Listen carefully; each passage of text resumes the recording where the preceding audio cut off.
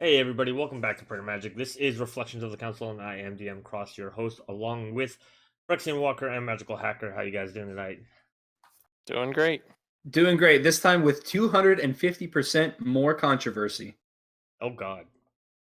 So you're gonna talk about how mono white's like the strongest color? Because that's the most Oh, controversial yeah. thing you could say, because it's not true. That's the first of my 10-point series of controversial points. I also like the fact that almost every other time I manage to mess up this thing and I say hi to you both at the same time, and you guys both try to say hi at the same time, but this time Hacker was like, I'm gonna wait. So I appreciate you guys getting it right this time. God, it's about time. Hey, getting used to this thing. Well, he should always know to wait to be last. Yeah, I mean, the non-Praetor should probably go last. Anyway, so this week Ouch. we're talking about another current event. We like to when we do have the opportunity to talk about current events in Magic the Gathering, we like to use this podcast time to do that. And tonight we are talking about last Thursday on the 6th, Wizards of the Coast came out with a big announcement in terms of their huge changes for basically pro Magic, and they're calling it eSports Magic or like Magic eSports, which is it's really weird because when I think of Magic, I don't think of esports, even though I guess it. I don't know. Has Magic ever been esports before? Have we ever actually made that connection before? I mean, I thought about it that way. It kind of made sense to me in my mind. But I think when I think esports, I think video games, and the only real video game pro play that I ever follow is the LCS for League of Legends. So mhm. that's a legit video game. Magic Online is just a virtual platform to play a card game. So I've never made that delineation. Like I never even thought of Hearthstone as esports. I don't know. Maybe I'm crazy. But anyway, so Wizards basically announced that they're completely changing up the way they do their pro tours, which are no longer pro tours. They're upping a lot of the prizes, or prize pools, I should say, for this upcoming year. They made some changes that I think are a little iffy, and at least one change that I think is blatantly kind of crappy, and we'll get into that in a little bit. Um, so the article again came out on Thursday, December 6th. It was by Elaine Chase, and it opens up as competitive gaming has always been at the heart of Magic the Gathering, which, as a casual Commander player, I call bullshit, but whatever. The pure joy of having fun with friends across the table and discovering new ways to be clever together is entwined with the thrill of competition, whether around the cafeteria table, in your friendly local game store, or in the finals of the Pro Tour. 2019 is going to be the biggest and most exciting year in Magic's 25 years of competitive gaming history as we evolve our organized play program into an esports structure that takes the legacy of our pioneering tabletop system and integrates Magic's new digital platform, MTG Arena. So, I'm not gonna obviously read this whole article because that would take for way too long, but I do want to note this article had a bunch of ripple effects, and one of them was over the weekend. A lot of the online like bot running stores like Card Hoarder, MTGO Traders, and GoBots basically stopped buying tickets and stuff like that because people were like selling out of Magic Online. And a lot of the reason is because as you continue down this article, it doesn't mention Magic Online once. Like Magic Online is not a part of what they're doing, which it seems like they're mostly talking about standard. I didn't really see. Did you guys read the article?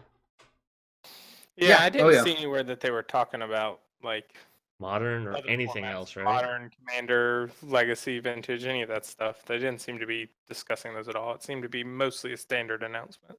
So and so it caused a lot of like kind of like fear, I guess, in the Magic Online community, and people were just selling their whole collections, getting out. Uh, there are, like I said, there were some cool things about this article. The whole like $10 million prize pool in 2019. That's pretty cool considering in 2018 it was apparently less than half that. hmm I'm interested in how they're gonna do this 32 person Magic Pro League. It's gonna be kind of cool to see like people that we all kind of know, and we're gonna find out who the people are. I think next January. Yeah. But Something like that. so who are some people you think you're gonna see in the pro thing? Because like when I don't really follow the pros much, but when I think of like famous Magic personalities. I think of like Gary Thomas, but he just kind of like boycotted some events. So you think he's gonna be in it? Then there's like LSV and Gabby Spratz or Sparts, whichever however you say it. Sparts, yeah. So I don't know if anybody else follows like competitive Magic a little bit closer than I do. Did like throw out some names that might be in Well, this. I know a few, but I probably follow competitive Magic even less than you do, Seth. I'm thinking maybe I have no idea. Jim Davis is someone that I watch. I watch Jim Davis a lot, but I have no idea if he would count. You know what I mean? I don't know if he would count for this, league of professional Magic players. So, but I think it is an interesting idea that they'll actually give these people who choose to make Magic their full-time job, they'll give them enough money to actually support their family. I think that's kind of an important thing. But I have no idea, how they're going to choose who's going to be on it and who's not. I don't know. Is it really going to be so? The way it reads, let me find it in the article. The way it reads, where to go? All right. So, the inaugural year of the Magic Pro League comprises 32 of Magic's top-ranked players from around the world who are each offered player and streamer contracts with a combined worth of 75,000. Now, I don't know about you, but 75,000 is not a lot if they're talking about 32 people splitting it. Or is No, that it's like each one of them getting 75,000. And it's a combined worth. that's a combined worth 32 players with a combined worth of 75,000. That's not much. That's the way I read it too. And so I was thinking, yeah, that's 2,500 give or take a person. I'm just ballparking the math. It's Yeah. not exactly that, but that's not that much. I mean, I thought These they are were each getting people, that. but also from the way I read it, these are people who are already pretty committed to doing Magic as a career anyway. Like, because it says top rank too, so it's not even like it's not talking about personalities or stuff like that. It doesn't Yeah. seem to be. It's talking about people who are already like doing the Grand Prix, doing the Pro Tours, doing all this anyway. So they've Mhm. already kind of given up a good part of their life or independently wealthy to play Magic anyway. Yeah. Something I could not do. I'm wondering Basically. if so those contracts, right, are for the weekly league ones. Are they still allowed to go to events? Like, so they're no longer going to be called Pro Tours. They're now going to be called Mythic Level Championships or something like that. I'm sorry, Mythic Championships. It says right there. So are they still allowed to compete in those so that they can still get the winnings if they win there? Because that would be at least understandable. It's like, here's your streamer player contract for these events. But even still, like 32 players in a league, you imagine you're probably going to play people multiple times if it's a yearly thing and only get like that small amount. Maybe it really is 75,000 per person. Here's what I found. So I went to Hasbro.com, and I have a link here. I'm going to go and post that in chat. But in the third paragraph, it says the Magic Pro League MPL establishes a new level of professional play and features 32 of the top-ranked Magic players from around the world. Players in the MPL are offered play and streaming contracts worth $75,000. Yeah, So see that to me, wording's different. Yeah, that's and that's from official 2.4 million that they're just paying those 32 people to do that already. Mm-hmm. I mean, Plus, that's plus a the lot 10 of money. million prize pool across 2019 stuff they're doing. That's a big increase in the profits that they're not the profits, the prizes that they're putting out. Yeah. Oh yeah. I mean, like I said though, this is not from because I found a lot of just secondhand sources, but this is Hasbro.com, newsroom.hasbro.com, and I posted that link in the chat if you guys want to take a look. It's like I said, the third paragraph down. So for me, it seems like it's official. It's 75,000 per person. I know it seems like a lot, but that's not the majority of that $10 million. So there's plenty of money still left over. Well, even still, like 75,000 throughout the year, and you also gotta remember that these are probably some events that their travel might not be covered in, or like their like hotels and stuff aren't covered in. So if not, and you're paying out of that 75,000, that you eat that up in a year pretty quickly. Keeping in mind, like you still have your home bills, right? and then you have to pay to travel, and then you have to pay to stay in places, and then you have to pay for the food while you're there. So 75,000 is not that much. So I'm hoping that they're still able to go to events and actually compete.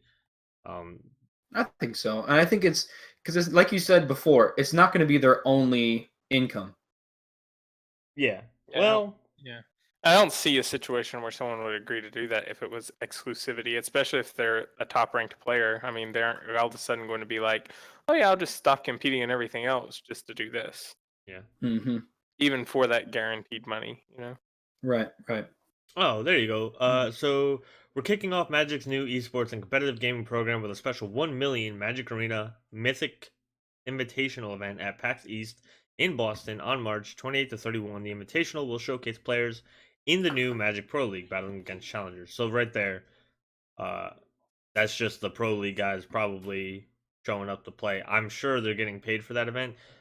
I don't know if it's out of that 75,000 or if it's out of like the event prize pool. I would imagine the prize pool is like, hey, if you can beat the pros, you get a prize. But I guess if the pros like win, right? Like they get the prize too. Yeah, Sounds in like it. January we'll be revealing more information about the invitational, including who snags the elusive slots. So, one cool thing I did see in here is the Ultimate Masters cards quality up to snuff. Hopefully, I haven't seen anybody complaining about like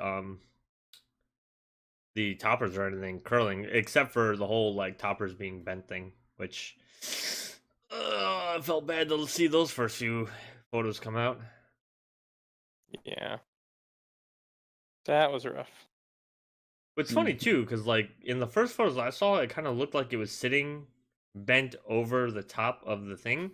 But then when we first saw the packaging, the toppers were supposed to be like right in the center of everything. So it was kind of like, how did it get on top if it's supposed to be in the center? And maybe that was the point of putting it in the center all the time, was to try to protect it with all the packs basically pressing down. I don't know. If they can't keep card quality up, they should take 1 mil and invest in keeping the cards from being damaged right out of the pack. I hate to tell you this, but 1 million is not going to get you very far with stuff like that. Yeah. Like the amount that goes into the production, I would say I wouldn't be surprised if it was several like tens of millions just to package those kinds of boxes. Between making the boxes, designing the boxes, the packs being designed, and then the actual like assembly line of packaging all the stuff, several tens of millions I'm sure is put into that. So an extra million is not going to do much. Not for that process. But it does bring up a point. Is it a problem that they are focusing on the visual side, what people as customers will see, or people who aren't yet customers? Is it bad that they're focusing on that as opposed to focusing on what it is that people are seeing when they open the packs, when they see their foil and it's like curved like this, So what do you guys think? Do you think that they're focusing on the wrong thing, or they are focusing on the right thing here? Are you talking about packaging versus No, I mean, is it good that they're focusing on paying pro players or paying players to play the game to be visible and to be seen by not just our community but people outside of our community, compared to focusing on something like the card quality, or maybe something else? Maybe there's something else that you think they should invest more money into. Do you think they're focusing in the right spot? I think Wizards of the Coast and Hasbro have correctly identified that you cannot continue to be an analog thing in a digital world. And eventually you're going to have to move in that direction. Because even like chess and stuff, you get a lot more chess played online now than you do get it played in person. There's still in-person chess tournaments, but there are a lot more online options. Like Magic's the same thing. Like a lot of these games that have been, because of necessity, like in 1993 when Magic the Gathering was invented, you didn't really have the platforms and everything, and Right. to be able to do this online. But now that those platforms are available, I think they're starting to move to that. And I wouldn't be surprised. I don't know how many years you're talking about, but I wouldn't be surprised to see Magic completely leave the analog market, and become when they're releasing new product, that it be released just as a digital product instead of a paper product. I think that's a bold claim, Cotton. It might be a bold claim, But when you look at profit margins and everything else, they're just a lot better off doing that. I think because of Magic's history, I don't think that they could really ever go to just digital and like be able to survive the hit that it would take to their income, to their capital that they make with paper. At least right now, and I don't know I don't think in like the coming like anytime soon, you know. I No, don't I'm think not they saying could just. anytime soon. I guess maybe like things would have to really change before we see that. I don't think it's worth even worrying about that at this point. I think paper Magic is here to stay for a long enough time that you don't have to worry about it right now going away. Unless, Wizards does something that's a big mistake, and they're not exactly immune from making mistakes. We can take a look at their recent history here. What was the timetable that you speculated, Frexen? Did you give one? That you I didn't think really that could give happen? one. I didn't really give one because I don't really know enough about it to make that claim. But I just see it as like, and I see actions like this that they've taken, and the big push they've made for Arena and getting standard tournaments on Arena and everything else, and this decision to try to market it more as an esports thing, and then spending $2.4 million on, hiring pros to be streamers and get it out in the online community.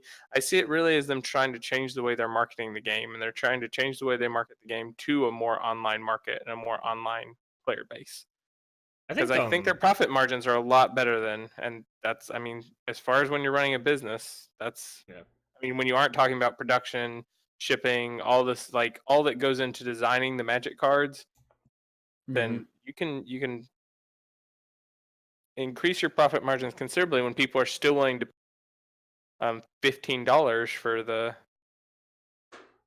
digital copy of the card, even if they were willing to pay $30 for the actual copy of the card. Yeah, I think it's also important to note that we as Magic players have to stop complaining about everything as soon as it comes up. And I don't mean that like you can't complain about the card quality, but my point is like this question started because Hacker brought up, do you think we're now focusing too much on the pros? What was it, like 2 months ago when Gary Thomas did his dropout boycott thing? Everybody clamored to, well, the pros don't get enough attention, the pros don't get enough money, they're not treated well, and like now this month it's the artists at these events, right? The artists are boycotting now, going to events from Channel Fireball, where Channel Fireball even came out and in Ask Anything session on Reddit, they were like, hey, we haven't even turned a profit this year. So like that's our main goal, is to start trying to at least make money to justify even doing anything else. Blah blah blah blah blah. So like I can't just like, you can't complain about everything, and when they go and change one thing, because this is now look, we just complained about pro players didn't get recognition or money or whatever enough, and here you are seeing Wizards try to give them something.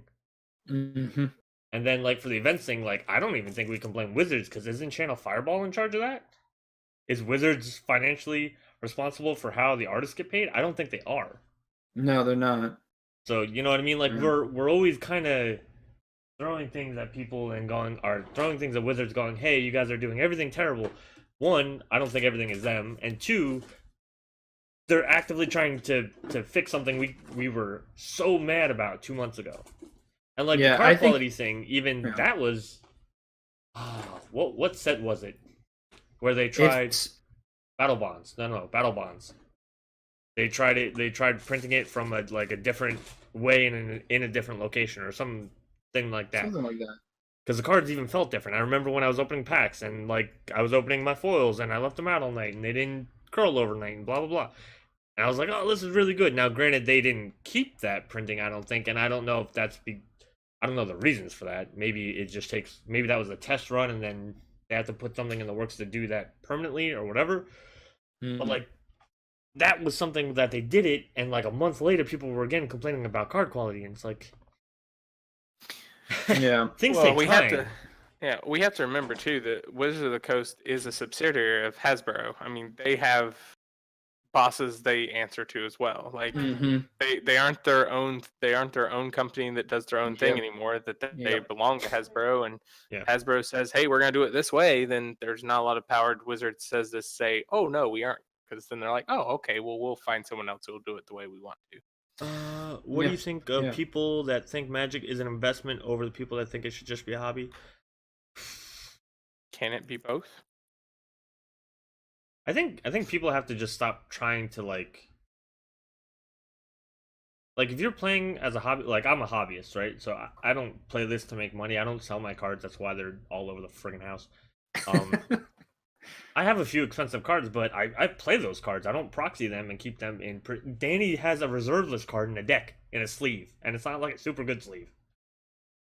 Why? Because I'm not here to make money off the game. Now, for people who are, that's fine. If I think a card is worth it, I'll buy it. I mean, granted, I bought Sarah Sanctum when it was 40 instead of the 150 it's at now. But I think at some point, like the hobbyist folks have to just deal with the fact that hey, we're not going to be able to play with every card because some cards are going to be expensive because they became collectibles. Yeah. I mean, that's just going to be. This kind of goes back to what you were saying before. We always want to complain about something. Yeah. I mean, that part's not even super much. I mean, not even really Wizards' fault because they can't just reprint everything every year. Yeah, because then they would destroy their own game. Yeah, like that's just not a good business plan. Yeah. But I think it's less so part of the Magic community is like specifically, and I think it's just true for modern society in general. When we're in like these big groups of people and we all agree on something, especially if we're online and we're in a giant echo chamber where we only hear people who agree with us, I think what ends up happening is we do not gain that skill of choosing our battles, right?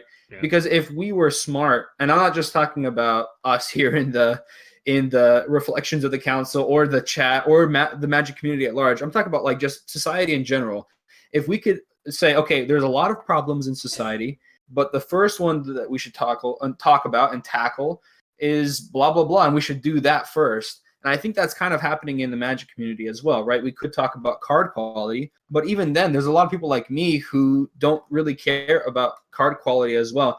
I actually enjoy being able to buy something for a lot cheaper because it counts as LP or whatever instead of near mint. And so for me, it doesn't matter what quality or condition a card is in. As long as I can play it casually with my friends, that's fine. Now, if you're playing competitive Magic and you were playing, like, for example, that example where Kess was being played in Legacy, and you remember that, right? Right? When Kess was being played in Legacy. Foils. All the foils are bent. I can tell when it's a foil. That's your Kess. Mm-hmm. You're cheating. Exactly. So it was basically a soft, or maybe not so much soft, but it was like an unspoken ban that you couldn't play with Kess, and so that they had to make it where you could use a proxy of it. Yep, and that's kind of triggered that whole like it brought up that conversation of card quality again. So there's a lot of things that we could talk about. Obviously, the most important one is that WotC should design better monocolored commanders. All right, listen here. See, anyway, when talking about having to have groups of people around to argue asinine opinions. I said 250% more controversy. I wasn't joking. Here's my thing too. Like when we're talking about this, like announcements like this and that, it's how much is it going to affect the layman person playing Magic, the person who is just a hobbyist, like all three of us basically are. None of us are out playing competitive Magic. None of us even, play standard. I've been grinding arena, sir. None of us even play standard, sir. I've been doing it very poorly. How are these decisions Wizards making really affecting us, or are they really affecting us? I mean, we can talk about they're choosing to put money into this rather than this or that rather than that, but I mean, maybe they're putting money into both. I don't think, but really, like with Battle Bond, and I mean, what Bush is saying, he's saying Ultimate Master seems to be printed better than some of the previous sets. Clearly, they've listened to some of what's been said, or at least trying to make strides to improve card quality. And this is just another case of them trying to hit on another thing. Hey, pros aren't loved enough. Let's show pros love. Yeah. So maybe it is just a sign of them listening to the community, but like, how does it really affect us? I mean, I think does it affect me that they're picking 32 people to give $75,000 to each. Not really. Yeah, $75,000 each. They could be giving that money to you. Only if I decide to play professional Magic, in which case my wife. Well, play professional commander, sir. Whoa. No. Professional commander, that's where I draw the line. Okay. I think overall, I think what they're doing here is a positive move. I don't think that what they are doing is bad because ultimately they calculated the risks and they said, okay, if we can make Magic more visible, even on Twitch, people have been playing Arena for a long time. A lot of people got introduced to Magic because Arena exists now. Yeah.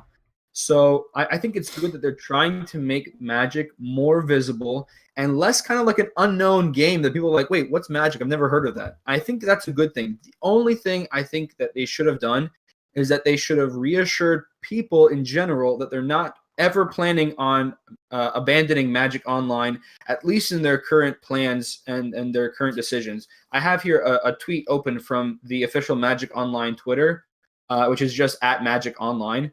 And it says this, hashtag MTGO is definitely still part of the Magic eSports program. Players will still be able to qualify for tabletop Mythic Championships through Magic Online tournaments. For more about MTGO's plans, at C. Carrot's State of the Program article will be out next week on the MTGO site. And that was 3 days ago, 10:50 a.m. So they're definitely not abandoning Magic Online. And I think that's kind of the biggest thing that they should have addressed when they did this esports program. And we wouldn't have seen people liquidating their collections and really tanking a lot of the prices of cards on Magic Online. I'm not a finance person, but I do want to kind of stay in the know when it comes to this because I don't want to pay hundreds, 200s, thousands of dollars for cards. And then instead of being able to sell them and try to make at least half of what I paid on them that I got to enjoy, they're worth nothing. And then it's just like all that money is gone. Why did I even buy the cards when I could have just proxied it with most of my friends and they'd be okay, you know? Well, So why do you go out to eat? Why do you go to the movies? So I don't die. Absolutely. I mean, First of you're all, paying- you don't I mean, go out to- to movies because it costs too damn much. Well, but see, here's the thing but that's what you're paying for, right? You're paying for the people who do. You're paying for that experience. You're paying for the experience of playing. And I mean, Magic Online has like changed in their user agreements like over the course of time because there've been articles about this too, where it used to say that they'd give a 2-year notification if they were ever going to end Magic Online. Now that's gone. They used to say that they would protect the value of your collection. That phrase is now gone. So there are articles where they've like proposited that they've gotten rid of these things, these user guarantees that they used to have in the user agreement, and just people go, hey, accept. I want to keep playing Magic Online, so I'm accepting that you've taken away those protections from me. So, but at the same time, like, granted, I haven't spent probably spent a few $100s now on Magic Online between Pauper decks and 3DH decks, but right. I haven't spent absurd amounts of money. But like if MTGO died tomorrow, which I don't think it's going to, I think we have at least another 2 to 5 good years of life out of MTGO before they really start winding it down and getting rid of it. But if it died tomorrow, I think I've gotten enough fun out of what I've invested that I wouldn't be overly disappointed. Now I get people who are playing like Legacy or Vintage or some of the more expensive formats where they've spent buku's amount of money, maybe being a little bit jilted if they couldn't get their investment back out. But I think for the most part, like the casual player, like I'm not going to feel overly jilted if all of a sudden it's like, hey, yeah, I played with these cards for over a year. I paid couple $100, and I had a great time. I don't know what I did, but I had a great time. I mean, it's the same as anything. It's like the same as like going to the zoo for this experience and paying for it, or going on a cruise and paying for it, or all these other things you do that for the experience, for the act of having fun, right? It's the same thing with Magic Online. If they got rid of it, I paid for the experience of having fun as much as I did for the actual card, because I obviously don't physically hold that anyway. Right. I'm not talking here about whether or not the player base would feel like it's fair. I'm talking about here from the success of WotC as a company. I think financially speaking, they would not be doing themselves any favors by getting rid of Magic Online, at least for the foreseeable future. So it's not that, for example, you mentioned those 2-year, ahead, advanced notice that they used to say that they would give you in their agreements. That I think they took out because there's not really a way that you can do that anymore.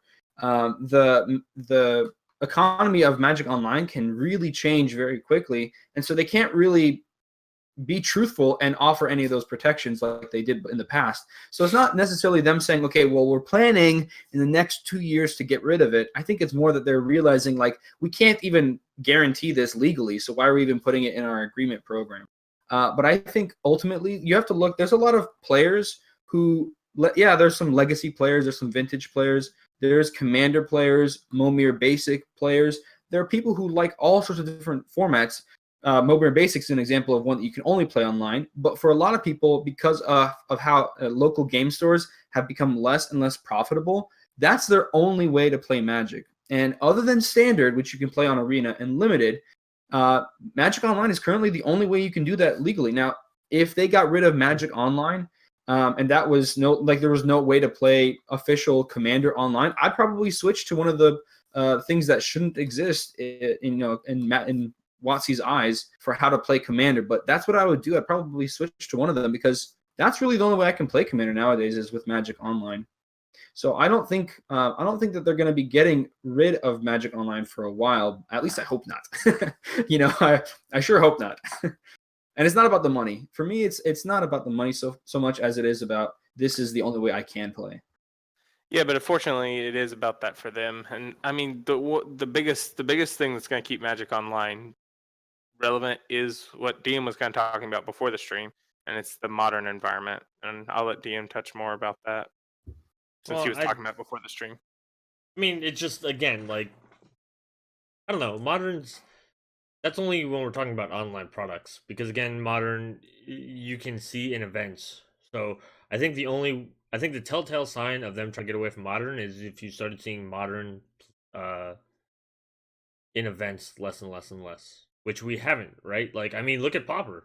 Pauper's in this year has gotten massively popular and massively successful in events. Like, there's Pauper championships now. Like, that's freaking cool at events. So, and again, like, Pauper Standard's not going to be all that fun as opposed to the Pauper that we have now. If they were trying to do, and I think they did try to do Pauper Standard, not like Wizards, but like some people tried to be like, oh, I wonder if we could do Pauper Standard, and I don't think it was all that great because Pauper New World Order, that's why Standard being the biggest limiting factor of Pauper just kind of made it suck. It was basically like, oh, let's play 1/1s and 2/2s that don't really do anything important. Even Frontier Pauper sounds like it would suck in the same way, and that's a larger pool, much larger pool. First of all, I don't even know what you just said. Frontier Pauper? What the hell is that? Frontier. Why do you? I know what it is. I play this game. I thought I was supposed to be the controversial one. Frontier's not a real format. Let's be real. Whoa! Oh God! Here come. Oh God! I'm putting this on YouTube. What have I done? Here come the torches and pitchforks. I'm actually gonna make a tag now. Frontier does not exist. Frontier's stupid format or something. Just to see how many hits we get on the video. Frontier, an excuse to sell more fetches. Listen here, you. But yeah, I don't know. So if they wanted to get rid of Magic Online, I'm pretty sure they'd kind of have to sync Modern because if you could only play Modern in paper at events, I don't see the format surviving. I don't see any format in this day and age surviving if you can only do it at events. I agree. DP Cross. It has to be a digital. Yeah. Whether it's Arena, whether it's... And, like, we even kind of saw it, right, with Brawl. They had this great new flashy standard-only product, Arena. And then Brawl was like, hey, here's this format that everybody loves, Commander, but we kind of put the spin of Standard on it. And then we didn't bring the two new shiny things together. And granted, like, they advertised Brawl as a multiplayer format, even though the leagues on, even on MTGO were 1v1, which made no goddamn sense. I think they're just gonna be bad at online multiplayer formats because, like, even Magic Online with multiplayer is not the greatest. We enjoy because we have a meta, a group of people that we have grown to, like, get to know each other and everything. We've become friends and we have created expectations with one another. But really, if you go out and play like multiplayer EDH just randomly, I would say probably about 40 to 50% of the time it sucks. Yeah, I had a horrible experience trying that the other day. I took the Oloro deck that I made for the one stream you did and tried to play it. Awful. One person resigned on turn 2 because the other person played a Mana Crypt and an Agila on turn 2. Into turn 1. Sorry. Turn 1, they played Mana Crypt into Nagila, so the other person resigned before their turn 2. And then the other person started sitting there and letting their clock run out after the Nagila player's turn 3. And just started sitting there letting their clock run out. And I'm like, are you serious? This was my experience. First time I've tried playing outside the 3DH community in like 2 or 3 months. And I'm like, yep, this is why I don't play outside the 3DH community. Yeah. So, but because you can't, and we've even talked about this on the podcast before, where I have this opinion that you cannot force people to not be dicks. I'm sorry, you just can't do it. Well, like actually, I disagree with you on that. Okay, go in the EDH community and find people who aren't dicks. Not in the direct way. Not in the direct way. So I've been playing on Magic Online for a while, obviously. And when I first started making my content on my YouTube channel, I wanted to make sure that I had no games where there were concessions because I know of how much a concession can swing a multiplayer game, etc. Blah blah blah blah blah. Yeah. And so I put in the comments for when I would host a game, please no concessions. And anytime somebody did concede and they acknowledged the rules and they understood everything, and yet later on they did concede because someone played one extra turn spell or something, and they're like, oh, I'm done with this, forget this, I'm leaving.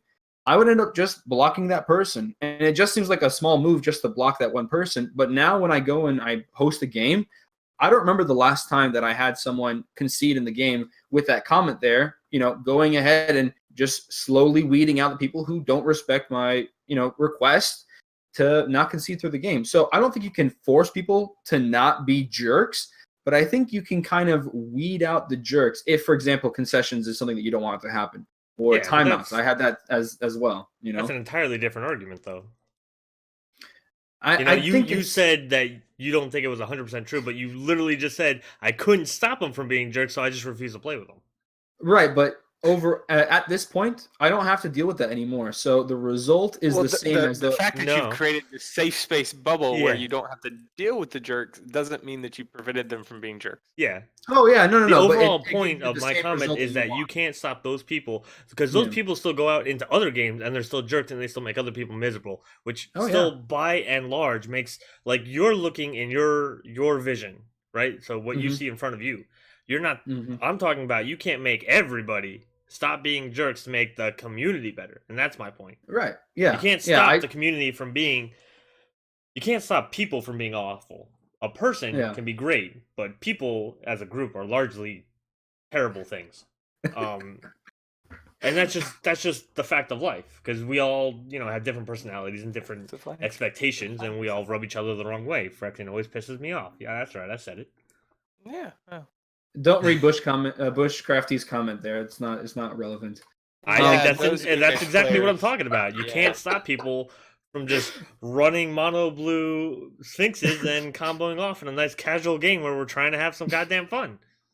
Why did I even go to pick on Frexander? Why didn't I just go after the easy target? I'm a pretty easy target at times too. Because I can't see you. Yeah, you stand out in the crowd by not standing out in the crowd. I think something that is very relevant to this discussion is because up to this point, it feels like we've been kind of pessimistic, right? WotC can do whatever they want, and it'll sometimes hurt us, and there's nothing that we can do about it, right? That's kind of been the general tone. But there's a great article. It's pretty much been the tone. Blatantly said that they're fixing things we're complaining about, and we're just. I said the community sucks. I was not negative on WotC. Yeah, we just said that the community needs to be more coalesced in the things they're complaining about. Yes, absolutely. Like I said, people suck. Yeah, I'm not cynical. I'm just right. Oh gosh. All the people listening to this right now, please don't stop listening because he is insulting you. I love you. Individually, they're all awesome. You get them all together, and I hate them. See? My wife knows. You don't like people in general. That's right. I don't like being around people. Everybody sucks. So, you're welcome. Anyways, I was going to say something that kind of can give us hope, especially when we're looking at Magic Online and Commander and their future together. There was an article by Sheldon Menery, he asked Gavin Verhey, which is, in my mind, he's kind of like the second in command after Mark Rosewater. But he asked him, what does Commander need to survive in the coming years, months, decades? And there was a lot of points there. And I can go ahead and link that article here in chat. Let me go ahead and put that here. God. I still don't want to see this article again. But one of the things that he said that I think is kind of the part that I enjoyed the most, where is he says in the second to last paragraph where Gavin replied, he says, finally, the online discussion groups for Commander. No, not that one. Sorry. That one. That's something else. All right. So it's, I don't know what number paragraph this is, but it's like in the middle where he says Magic Arena represents a powerful move in Wizards of the Coast online gaming efforts, but doesn't support Commander and may never do so due to interface complexities. Magic Online will continue to support Commander, but it is unlikely to drive player acquisition. As a result, the Rules Committee needs to put more thought into the health of Magic Online Commander community and find other ways for people to play online. So Gavin said that it's a big thing for Commander to have a place for digital play that's both beautiful, that people love to play, that people want to play, and it's not like, super buggy where you draw into Scrubland and Zurin Orb in your mono red deck. You know what I'm saying? Listen here, you. Shameless plug on YouTube. to Go check it out. Praetor content. Yeah. So for starters, that's kind of. I like Gavin. He's a pretty cool dude, but like, you can't be the guy who runs the show and then goes and says, "Hey, you guys who took this format, made it super popular. Now it's your problem." Even though, like, we've boosted it by, again, making the Commander products and making it super popular and offering the platform. It's kind of a shitty thing to do, to basically be like, oh, the RC has to go figure this out. At this point, Wizards has to figure it out. I think so, too. Wizards can't. Wizards has a really bad habit of seeing a great thing, endorsing a great thing, publicizing a great thing, but not actually taking hold of the great thing and saying, this was a great idea, and we're going to own it because it's good for the game. I'm not going to say judge program, but oh, wait, I said it. Sorry. But Commander's like another thing, just like that, right? So they're making product for it. They did make their platform capable of doing it, and they do support it, right? Continuously, as long as Commander's still available. But yet they turn around and basically like, oh, well, it's really the RC's problem because they're the ones who run the format. Yeah, they run the ban list. And, like, Wizards even kind of tinkered with the idea of taking control of it with the 1v1 thing. But really, like, at the end of the day, if Wizards is going to profit off something, then you need to support it as well. Yeah. You can't just go back and say, hey, you guys who cannot affect this program that we maintain, figure it out. No. Yeah. How are they going to do that? How is anybody in the RC going to do that? Are they going to make their own third-party product, just like Cockatrice? Because that's what Hacker was talking about earlier. I'm going to say it. No one's going to go out and build Cockatrice or endorse Cockatrice, especially when the RC wants to work with Wizards for Commander products. They're not going to then try to endorse a free product that people basically don't pay for. That's insane. Yeah. So, like, Wizards does this thing, and they do it all the time, and it's the most infuriating thing. If you're going to own something, you have to own it all the way. You have to do that. I agree. And this might have just been, Gavin's response because of the way the question was worded. Like, what does the RC need to do? Maybe that's why he answered it in that. But I do think that there's a pretty good solution already on the market. They just have to modify it a little bit, and it works great. If you guys have seen any of the arena streams, you might have seen the Deckmaster overlay that can go on Twitch, where you can go to any of the cards and see what they're doing. So even though they're small and you can't read what's going on, you can easily see it. Now, if WotC was able to invest or even modify that, because they can talk to the guy who created it, and you say, hey, we want to invest money into this, want to give you money to make it available for Magic Online as well. Problem solved. But I think the bigger problem is here that they realize that Magic Online is just not a pretty program, and they need to change that. They need to change that appearance aspect of Magic Online. I'll still play it because I can play Commander there, but I don't need, like... Real quick, I'm gonna jump in. Heat Flash 36 says, "Is Brawl not there a new commander for MTGA? Brawl is not available on MTGA. Nope. The new standard only commander wasn't available on the product. We were talking about that a little earlier, and it makes no sense. It honestly, I know somebody, I think it was either Esper Derek or DB Cross mentioned that Brawl. It was Esper Derek. Brawl apparently surprised the arena devs. They didn't know about it. That's just crappy communication internally. I'm sorry. Like, I try not to crap on Wizards for everything because I know they get enough of that anyway. But there are certain things that like you just can't avoid. Your own company doesn't know that we're about to push out this thing. Just like, duh. Yeah. And I think it's a lot of, it has to do with Hasbro. Hasbro is not giving WotC the resources they need. I think this is just plain and simple. Communication internally down the hall is not a resource. That's just bad communication. I'm sorry. Like, and again, I like coming from a position where, you know, I work in communications, right? So I have to talk to multiple offices to get one project done. You talk to people when you're going to introduce things that could massively change the scope of a project. That's 101. You don't just introduce changes and not say anything about it. Because they were planning Brawl enough to put it on Magic Online. How do you not turn around and be like, hey, new arena people, could we do this thing? You can't, it might surprise the arena team. That's I can't believe that. It might be because they were envisioning Brawl to be multiplayer only. That might be the reason why. But there's Brawl 1v1 leagues on online.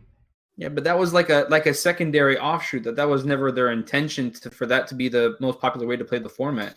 And because they kind of associated Brawl with multiplayer, like why would we tell Arena they haven't gotten multiplayer Magic down? Which, by the way, if they did, I would get Arena, but they don't, so I don't play Arena.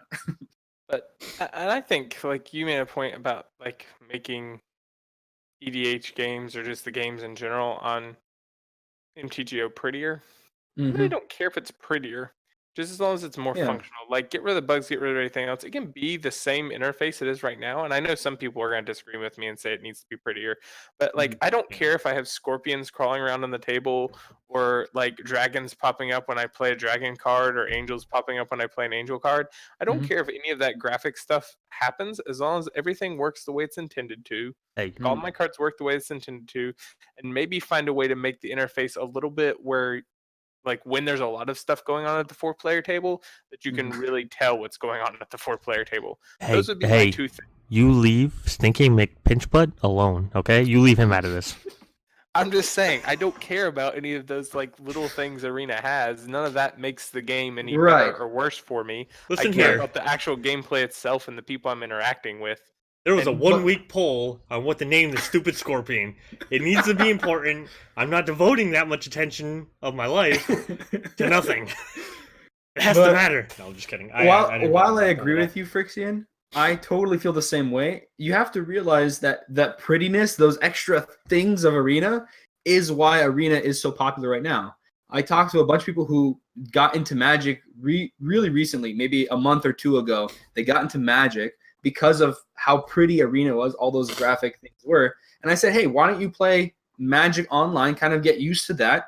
And none of them stuck to it because of the fact that when they moved over, they were like, man, this looks so boring. So maybe it doesn't matter to players like me and you, where we just want to play Commander. We want to have the functionality of it, right? Because you're not going to have that graphic stuff when you're playing in paper, obviously. Yeah. No. But I think I'd be kind of freaked out if Scorpion was crawling on my table when I was playing paper Magic. What did I just say? You leave him out of this. But I think it is something that we can look at and realize that it's going to be important. If we want Commander to survive, which I think we do, obviously, if we want Commander to survive, it's got to survive in the digital world. And the digital world doesn't just mean a place that you can play it online. It means a place that you can play it and have all this extra stuff. I would love if they had like Arena and you could turn off those settings. I think they do, don't they, Seth? In the Arena, you have the option. So you can turn off like the animations and everything, but I don't think you get rid of like the boards are still pretty and everything like that, and there's still like stuff moving around and whatnot. I mean, you can't get rid of the Scorpion. I don't think so. Man, listen here, you. No, I'm just kidding. I don't know, like some like I don't know how much coding does it take to put a scorpion on that. It seems like a silly thing to get upset about. I agree that the overall, like, the particles don't need to be there for Commander, and I think actually for Commander it would probably be worse, but there are things that they could do to improve Commander. We sat here and we all kind of talked about it. I think it was a pre-gaming topic one time, but we talked about how much we hated the way they do the 4-player board on Magic Online, because it's your big board and then these 3 little boards and it's hard to see and blah blah blah. And we talked about how it should really just be 4 quadrants, kind of how like the Commander Versus guys show their field. It should really be, and the Game Nights guys as well. That's how it should be, because that's how it would look.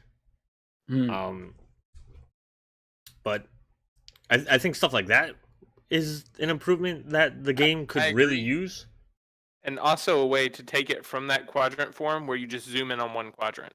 So like not only that you can just zoom in like on your quadrant, but you can like say, okay, I'm going to minimize the other 3 quadrants and just pull up what's on Magical Hacker's board right now. And I'm going to look at what's on Magical Hacker's board so I can make sure there's nothing that I'm missing. Okay, now I'm going to put down Magical Hacker's board down. I'm going to pull up my board, or I'm going to pull up someone else's. So you can switch between those views. I mean, I think if they did that, that would be a major boon for Commander. Microsoft solved this like 10 years ago with like Excel, right? Like you could have 4 spreadsheets up in an Excel window.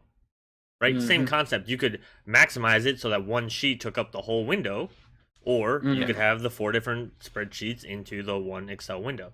So it Hello, wife.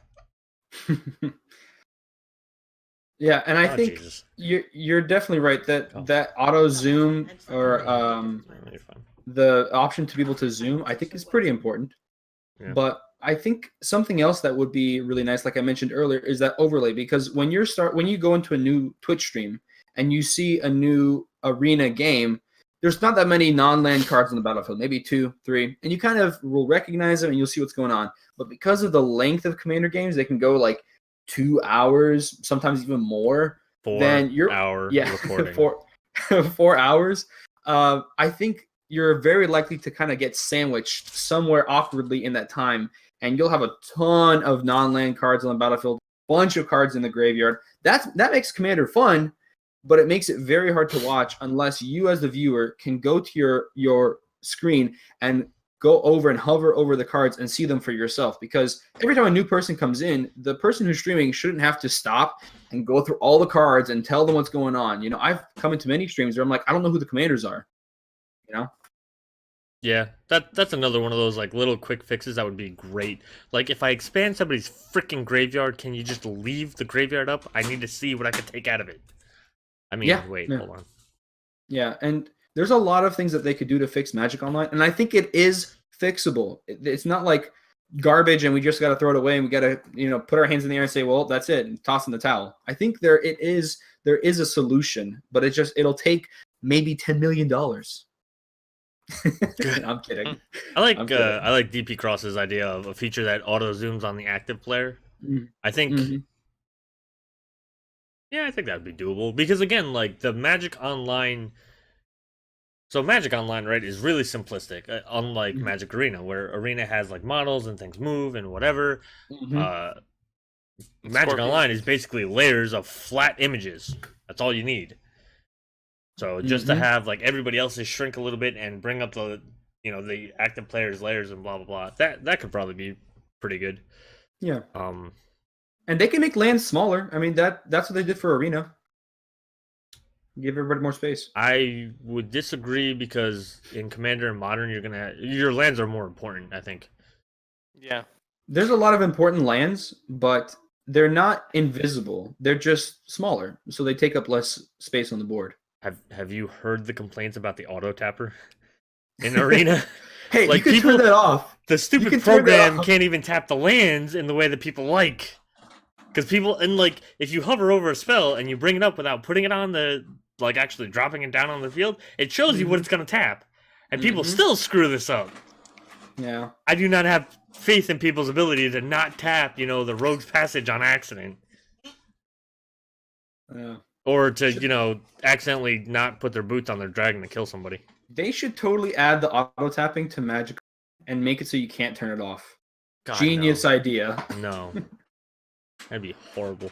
But like even like little stuff, dumb stuff like, hey, can my signets not be the most annoying thing ever to activate? I think that's another thing too. Is like if you know how to use them, that's fine. You can tap it before, or after you've already made mana, and it'll work Yeah, just the but way you like, want. why can't it just? I don't know, because I guess Arena doesn't have signets, so maybe I was gonna say like, why can't it do stuff like how Arena does it? Because again, Arena's the Arena's a lot smoother in the performance of the game. So even if you didn't have all the pretty animations or the particles or whatever, Arena just flows smoother. But again, it's obviously much simpler because again, it doesn't have like signets aren't even a thing. So maybe I'm crazy. I don't know. Maybe you are. What do Maybe I work for you again? You're fired. Number 3 today. Number 3. Third time today. I'm queuing up for when we don't have streams through the holiday. Yeah, I think there was a lot of good points kind of brought up tonight. If there was like one big takeaway, what would you say it is, Friction? And I don't know if you're here, right? I don't hear him. All right, Seth, what's your big takeaway from tonight? Did he disconnect? What in the hell? No, I'm still here. No. Oh, Well, then what's your okay. takeaway? God damn it! My takeaway is be ready for change. I can get 100% on board with that. Be ready for change. I don't know if there are going to be changes that you like or agree with, but be ready for change. It does seem like Wizards is moving in a direction where they're trying to try new things, trying to try different things, trying to figure out what works and what doesn't. And so they are going to be making changes, and whether that's changing to different platforms or changing, to 10, 15, 10 years from now, there being no such thing as paper magic anymore or stuff like that. Just be ready for change, people.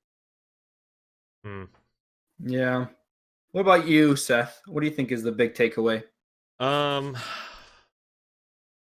person is great. People are awful and will ruin everything you love in life. No, I'm just kidding. I think taking things in stride. Like again, we complained about card quality. They tried something else and it worked out pretty well. And we haven't heard too much from it. But at least like people complained for how many years? Hey, fix your card quality. They did it, and nobody said word one about the fact that the card quality was so much better, except for a few people that I saw. At least that I saw on Twitter, right? Like I only see so much, but. Yeah. People weren't praising it though. People were just like, "Oh, it's," or at least if they did praise it, it was in like that sarcastic way. Oh, at least my foil isn't curled right out the pack or whatever. Blah blah blah. And it's like, why don't you just say something actually nice and stop being a dick? Oh yeah, that's right, because people are awful. But then like this changed. Like we started talking about today was the pros were boycotting events. And Wizards is saying, yeah, we're trying to do better. Here's how we're trying. Look at all this money we're now throwing at the pros. The thing that you said we weren't doing enough. And now it's just... Why? Like, But we're still complaining. We're still finding ways to complain. Just, like, one thing at a time, everybody. One thing at a time. Yeah. We'll get there. It is changing. Like Phyrexian saying, be prepared for change. It's been changing. We need to... We need to understand. And yeah, I agree with DB Cross. So I don't think paper's going to go away anytime soon. I really don't think Magic Online is going to... I just threw out 10 years. Well, I'm just saying, even I'm not sure paper will go away in 10 years, and I don't think Magic Online will go away for at least 5. At least 5. If not longer. I'd say at least 2. I think I'm more here on Seth's side. I think it is going to be later rather than sooner, unless WotC makes a mistake. I think that's the one exception. And and here's what I'll say. I'll say that at least 2, as long as they come up with a way to replace it. Oh yeah, if they find a new program, I'd be down for that. I don't. I don't think they're going to get rid of the online format of Commander or Modern or anything entirely. I just think that they might try to find a way to move it to a different platform or even expand Arena's platform to include it or stuff like that. I think 2 years is too short of a time. I agree that when they do eventually, I said probably at least. Yeah, I'm just saying though. I think even at least, I think still 5 years if they do get rid of MTGO, I don't believe they're just getting rid of Commander Online. I believe that it would change. I don't know that I would like the change that happens. Because again, I'm not a big fan of Arena because it friggin' sucks terribly when I draw nothing but my goddamn lands. So if you guys are wondering, that's why DM Cross is for DM Cross tonight. You shut up. You're fired again. Number 4. But yeah, I agree that Frexine's right that they're not gonna make it go away without some kind of a plan to do something. I can't see Commander Modern just being like, oh, we don't care anymore. Yep. Like the entire scape of the game has to change by then. Yeah, absolutely. All right, Hacker. What are your final thoughts from the former employee? Well, on my way out the door, I think so. Short version 1, we need to pick our battles. We can't be upset about everything and want everything to get fixed right away. We have to choose what's the most important and talk about that. Secondly, I think we need to communicate to WotC that there's a lot of people that play the premier casual format of Commander, and they play it either mostly or sometimes entirely online. And so we need to show them that there is a desire for that. So honestly, that's, I guess, my big takeaway. The esports thing, I think it's great for pro players. It's great for people who like to play competitive Magic, but it doesn't affect me, and it doesn't affect a lot of people. And I think in the wake of that announcement, we should say we're so happy that we should be grateful. Obviously, I think we should be grateful for any time WotC makes a decision to change something for the better. But I think what we need to do is say, can you also show attention to this problem area? And it does kind of come back to the idea of we have to pick our battles, right? And sometimes, WotC is going to make a change that we don't like. We have to be grateful for the good parts, but at the same time, tell them about the bad parts. If they improved Battle Bond's, quality, the quality of cards from Battle Bond, I think that's great and all. And so we can say, hey, we love that you improved the quality here. But I think there's more negative, like this is bad, this is bad, this is bad, and not enough thank you so much for blah, blah, blah, blah. That's my big takeaway. Let's be thankful, pick our battles, and let them know that Commander is still a format that people want to play, and people like playing online. I mean, if they don't know that from the annual Commander product sales, well, they not looking hard enough. They took those products off of Magic Online, and I responded that to DP Cross. That's kind of a big question mark in my mind. Why is it that they're taking off one of their most successful products from their online format? And they said, oh, but it's because nobody bought it. Yeah. And I would think that would be a question mark or a feedback that they need to make people more interested. People want to play Commander, obviously, paper sales. So why is it they don't want to play on Magic Online? That's, I think, something people don't want to pay for copies of Sol Ring. They don't. So, from what I understand, we're gonna do this really quick. The Commander decks, nobody wanted to buy them because they didn't want to have 50 million copies of some of the same cards. But they felt that the price was set at what it was because there was 100 cards in the deck, even though they only wanted maybe the 20 new ones from each deck. I personally think that they should just sell, here's the new Commander cards. And I mean, you can for the go most to part, everything else stores is for that. flooded. You can go to stores for that. When they had those Commander products, there were plenty of stores that were selling just the new Commanders or just that. And ultimately, yeah, but it was because Wizards it's that was in getting chess the... only, because of supply and demand, they were more expensive. No, I'm talking about before they had chess. I'm talking about before they had chess. That they would have those Commander products for sale. As the deck or just as the new stuff? So Wizards would sell it as the deck, and then the different bots, so like Card Hoarder, Goat Bots, stuff like that, they would be selling those new Commander cards specifically. So if you wanted to buy singles, there was an avenue for you to do that. If you wanted to buy the whole deck, that was something that was there too. But that was the point. The only person buying the actual decks were the stores to part them out to make money. That doesn't make sense. It's people still, then it's just still went and money in piecemealed their it from pocket. but was it? It was still Wizards money getting, they were still getting money from that because indirectly the people were buying from those, products that they were selling in the store. Yeah, I don't think that's how supply and demand works. In the end, Wizards is always making money because you have to buy the ticks to buy the stuff. Yeah, exactly. I don't think that's necessarily how supply and demand works with this particular situation. but we're at the end of the podcast. We can't go into a new topic. Maybe we'll talk about that down the road.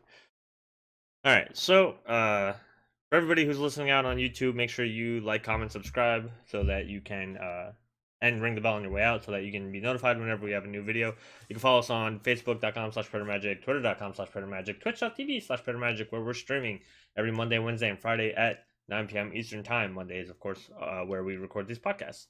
And then for those of you who are listening on audio, make sure you follow or like, I think it is. And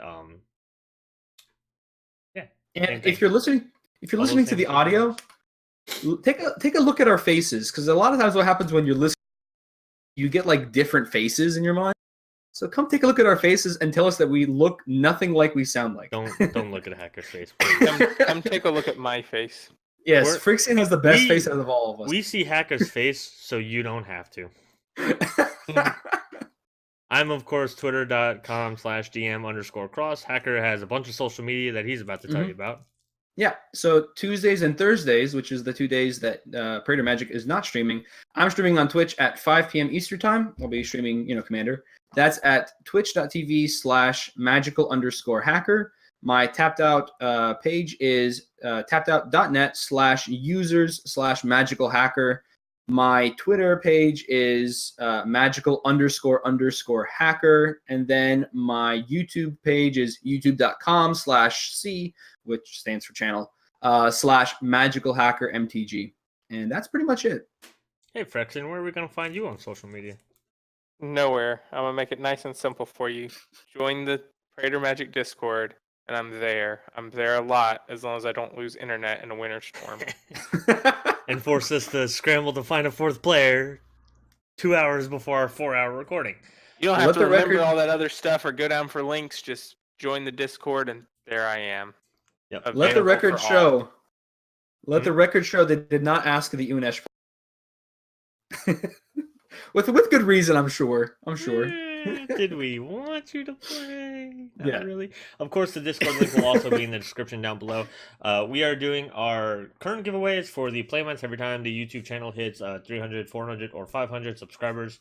That is if you share out any link to any of our videos with the hashtag MOCL, which stands for Magic Online Commander League. That's our main series on the YouTube channel. But we are also now starting a donation thing where if you donate during the Twitch streams, you basically are entering yourself into be able to win the box topper. If we get to the total amount of 335 by the end of January, we'll buy a box of Magic Ultimate Masters, open it on stream, and whoever is the highest donator will get the box topper, whatever it is. Whether it's the, the lovely Liliana box topper. Oh, it's so pretty. So or whether it's the Stirring Wildwood. Listen here, we don't talk about that.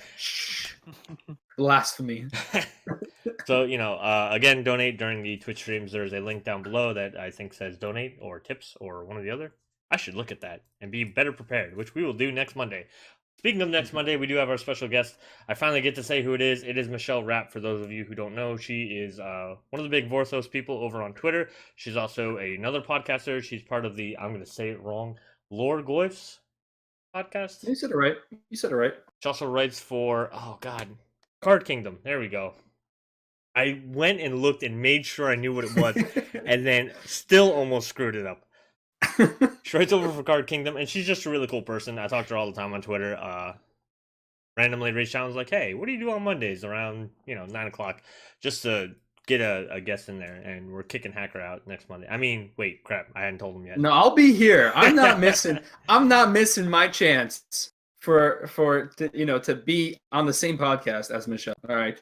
I'm not missing my chance. All right. So make sure you're here 9 o'clock Monday, the 17th of December. Obviously, if you're watching this or listening to this far down the road, you may have missed it, but you might be able to go find the audio and the video on YouTube, Libsyn, or Spotify. Until next time, guys, that's all I got for you. Any last words? No last words? Goodbye and be awesome. Be awesome to each other. Good night and good luck. All right, monocolor sucks. Bye. Peace.